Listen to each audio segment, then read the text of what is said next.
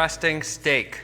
What does that mean? People always ask me, how do I rest steak? Why do I rest steak? How long do I do it for?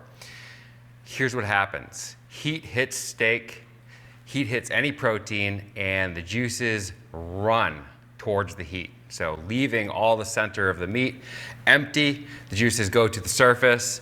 Then, after you're done cooking, the juices reabsorb if you give them time. You have to give them time. The first question I get is, doesn't the meat get cold if I just leave it sitting there? Well, here we have in front of me 3 steaks.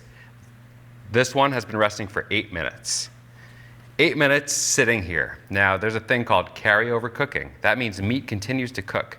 And as we can see here, we have a surface temperature of 105 degrees. Inside, it's roughly 125. Now, at 8 minutes, it has risen in temperature, not dropped. If you want to keep the surface hot, cover it loosely with foil. Now, let's take a look at what happens when I cut them open. Is what we say true? Do you need the resting time for those juices to reabsorb? This one just came out of the oven.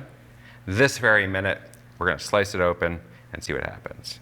So right open, right off the bat, you can see bleeding all over the board. If I press down a little bit, just squeezes those juices right out.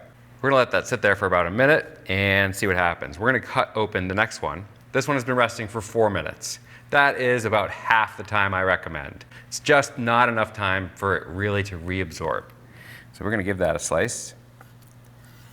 And as you can see, again, good amount of juice, but when I squeeze it, less comes dripping out. And now for the final test, and 8 minutes is sort of the minimum. You want to let it rest 8 minutes. That's kind of the in-between before the surface temperature really starts to drop. So it's still a hot steak you're biting into, but it has rested long enough. And for a bigger roast, you really do want to let it rest a little bit longer, 15 to 20 minutes at a minimum for all those juices to reabsorb. Here we go, slicing into our last steak. And this one has rested a full 8 minutes. Now you can see here, almost no extra blood bleeding out at all.